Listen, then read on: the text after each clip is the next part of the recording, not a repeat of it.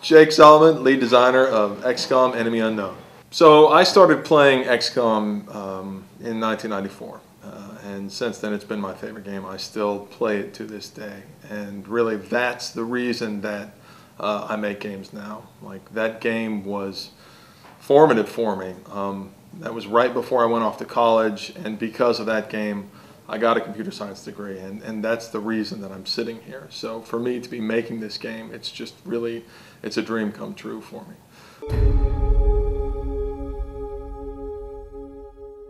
I sort of viewed it as my role then to be the salesman for that original game, because I feel so strongly that I'm right up there with the world's biggest fans. And so I sort of was excited by the opportunity to introduce all the people on my team who had never played the game before to this incredible game. And I think that with the original, there was this huge adjustment period where they were surprised by just how brutal the game was. You know, like, the challenge was definitely a major element of the original game. And so it's that classic XCOM moment of, you've got all these guys on the drop ship and you're really fired up and you're ready to step off, and then immediately everybody gets their faces blown off within the first turn.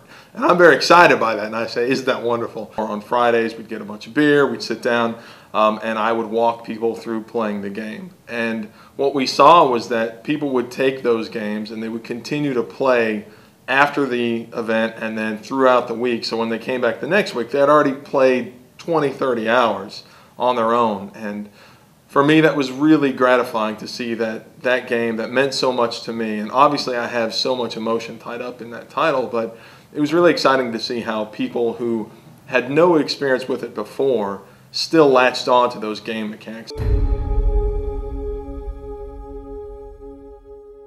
We started with a prototype that was very, very close to the original game, and we said, look, these are these core elements of the original game that we want to be translated into the modern element. And that's the things like the fog of war, the environmental destruction, the nature of challenge, which is important, and the real high stakes combat where, you know, your soldiers can actually die and they won't come back. Those really high stakes moments that create a feeling of real success. And so what happened is that, you know, as the game evolved and as we modified the mechanics, we found that those original concepts of environmental destruction and challenge, they remained, because I think that those are universal. The underlying mechanics, of course, we modified based on everything we know, based on, you know, new design techniques that we have, based on, you know, all the different things we've learned as an industry. But really, the core elements of that original game, they have translated beautifully to modern systems and to modern gameplay.